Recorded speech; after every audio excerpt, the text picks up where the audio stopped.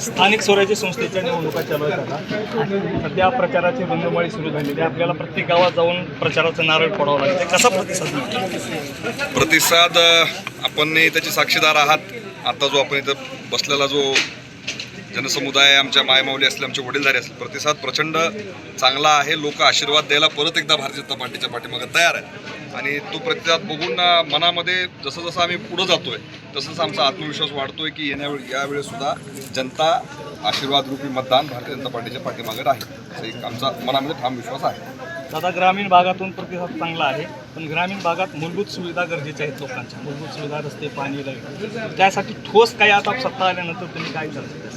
तर नक्कीच जे काही कार्य मी विशेषतः फक्त लातूर ग्रामीण पुरतं बोलतो.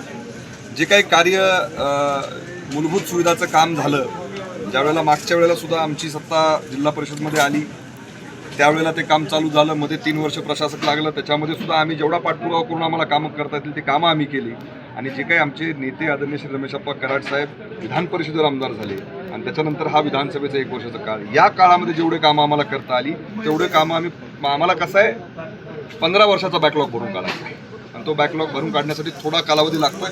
पण तुम्हाला त्याचं काम आज जर तुम्ही लातूर ग्रामीण एकंदरीत विधानसभेचा जर आढावा घेतला तर तुम्हाला ते काम प्रत्येक ठिकाणी होताना दिसतंय. काही ठिकाणी कामं पूर्ण झाली आणि इथून पुढच्या काळामध्ये सुद्धा जे काही मूलभूत गरजा आहेत, आता काही गावं अशी तिथं आता सध्या सुद्धा म्हणजे बस जात नाही, तो बेसिक म्हणजे फार छोट्या छोट्या अडचणी. आम्हाला कधी कधी दुर्दैव वाटतं की सन्माननीय मागच्या काही कार्यामध्ये हे कामं का झाली नाही आणि जे काही कार्य झालं ते भाजपच्या काळामध्ये झालं. आता या गावचा आपण जर विचार करायला गेलं तर इथं ज्यावेळेला आमचे सुरेंद्र भैया सदस्य होते जिल्हा परिषद त्यावेळेला रस्ते झालेले आहेत. त्याच्यानंतर साधं मुरुमाचं टोपलं कोणी टाकलेलं नाही आणि जे काही काम इथं चांगलं झालं होतं त्याचं सुद्धा वाटोळं करायचं काँग्रेसच्या विचाराने. ते सगळं आता तुम्ही ह्या गावचं परिस्थिती बघताय.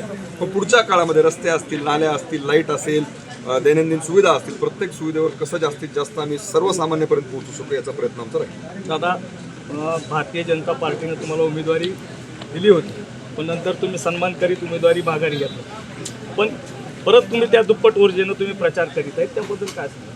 मी भारतीय जनता पार्टीचा कार्यकर्ता. मला उमेदवारी कुणी दिली? पार्टीने दिली. मला उमेदवारी घेण्याच्या लायक कुणी बनवलं? पार्टीने बनवलं.